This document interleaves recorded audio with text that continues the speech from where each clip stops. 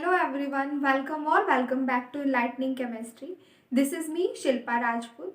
आपको पता है कि हमने अपने चैनल पर NMR स्पेक्ट्रोस्कोपी स्टार्ट की हुई थी और NMR स्पेक्ट्रोस्कोपी के मैं approximate 8 to 9 lectures already upload कर चुकी हूँ. लास्ट वीडियो थी हमारी about the peak area and the peak counting. आज की ये वीडियो हमारी NMR स्पेक्ट्रोस्कोपी पे ही रहेगी और उसका हम आगे टॉपिक पढ़ेंगे, that is spin spin interaction. So let's move ahead.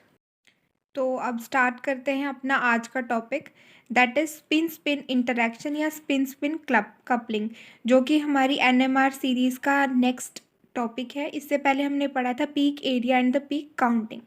इसके अंदर क्या होता है, आपने देखा होगा PMR स्पेक्ट्रा या प्रोटॉन NMR स्पेक्ट्रा के अंदर कुछ सिग्नल्स सिंगलेट फॉर्म के अंदर होते हैं, मतलब कई सिग्नल्स की सिंगलेट पीक आती है और कुछ ऐसे सिग्नल्स होते हैं जिनकी मल्टीप्लेट फॉर्म आती है, मतलब या तो डबलेट होंगे, ट्रिपलेट होंगे या मल्टीप्लेट होंगे. अब क्वेश्चन आता है कि ऐसा क्यों होता है कि कुछ सिग्नल्स तो सिंगलेट है और कुछ की मल्टीप्लेट फॉर्म आती है. तो इसका रीज़न क्या है. जो स्पिन स्पिन स्प्लिटिंग है is basically because of near by hydrogen atoms can sense each other. अब स्पिन स्पिन स्प्लिटिंग किस वजह से होती है, क्योंकि जो एक दूसरे के आसपास प्रोटॉन होते हैं वो एक दूसरे को सेंस करते हैं और एक दूसरे की सेंसिंग की वजह से ही उनके बीच में, उनके सिग्नल्स के बीच में स्प्लिटिंग आती है. ओके, अब यहीं पर हम कंसीडर करते हैं एक एग्जाम्पल. ठीक है, इस एग्जाम्पल के अंदर क्या किया है हमने, H1 और H2 जो दो प्रोटॉन लिए हैं हमने, ये हमारे एग्जाम्पल है. R1 R2 R3 and R4 are the alkyl और the hydrogen atoms. Alkyl atoms हैं, हाइड्रोजन हम यहाँ नहीं लेंगे, हमने सिर्फ दो हाइड्रोजन लिए हैं H1 और H2 जो दो प्रोटॉन्स हैं, ये एक दूसरे के साथ इंटरैक्ट करेंगे. अब हमने सपोज किया कि H1 की प्लस हाफ स्पिन है और आपको पता है जो H2 है इसकी प्लस हाफ स्पिन भी हो सकती है और माइनस हाफ स्पिन भी हो सकती है. वैसे तो H1 की भी प्लस हाफ हो सकती है और माइनस हाफ हो सकती है, बट हमने यहाँ सपोज किया है कि H1 की जो स्पिन है वो प्लस हाफ है और H2 की स्पिन प्लस हाफ भी हो सकती है और माइनस हाफ भी हो सकती है. अब यहाँ देखिए, जब H1 की स्पिन जो है वो प्लस हाफ है और H2 की स्पिन भी जो वो है प्लस हाफ है, तो ये क्या होगा, एक दूसरे को फील करेंगे. ठीक है, H1 proton will feel greater field means it get deshielded. यहाँ पर क्या हो जाएगा, ये डीशिल्ड होगा. ओके, सिमिलरली सपोज करो कि जो H1 प्रोटॉन है उसकी प्लस हाफ स्पिन है और H2 की माइनस हाफ स्पिन है. इसकी वजह से क्या होगा कि जो H1 proton will feel slightly lesser field. यहाँ पर H1 प्रोटॉन को थोड़ा सा कम फील होगा एज़ कम्पेयर टू इस वाले केस के अंदर. ये केस मान लिया मैंने X है और ये केस मान लिया हमने Y है.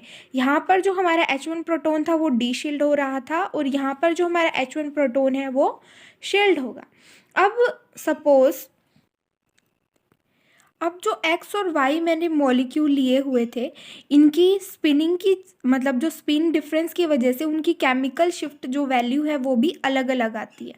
अब मान लो किसी भी सॉल्यूशन के अंदर both and X and Y molecules are present and both X and Y molecule will be in the equal amount. ये इक्वल अमाउंट के अंदर होंगे, so two absorption of nearly equal intensities are observe.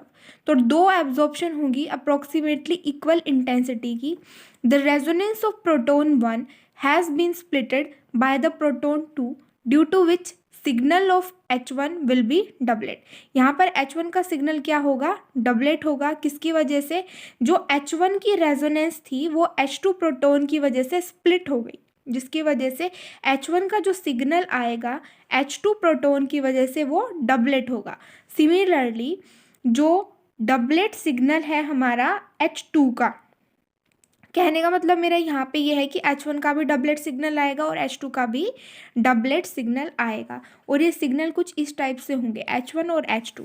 जो H1 proton है वो क्या था, जब दोनों प्रोटॉन का सेम स्पिन है, यानी कि प्लस हाफ और प्लस हाफ स्पिन है, तो ये क्या हो जाएगा, डीशिल्ड होगा. डीशिल्ड मतलब इसकी केमिकल शिफ्ट वैल्यू ज़्यादा आएगी as compare to this. This is deshielded proton and this is shielded proton. ठीक है, chemically unequivalent proton split the signal. जो केमिकल अनइक्विवेलेंट प्रोटॉन होते हैं वही सिर्फ सिग्नल को स्प्लिट करते हैं. आई होप आपको ये टॉपिक समझ आया होगा. स्पिन स्पिन इंटरैक्शन या स्पिन स्पिन कपलिंग है क्या. इसमें बेसिकली ये था कि एक प्रोटॉन की वजह से या यूँ कहूँ कि नियर बाय प्रोटॉन्स की वजह से सिग्नल की स्प्लिटिंग होती है। और वो स्प्लिटिंग किस वजह से होती है? क्योंकि जो रेजोनेंस है एक प्रोटॉन का, that is splitted by the resonance of another proton. I hope आपको समझ आई होगी। अगर वीडियो अच्छी लगी तो प्लीज़ वीडियो को लाइक करें, चैनल को शेयर करें ज़्यादा से ज़्यादा, and also subscribe to this channel. Thank you so much for watching this video.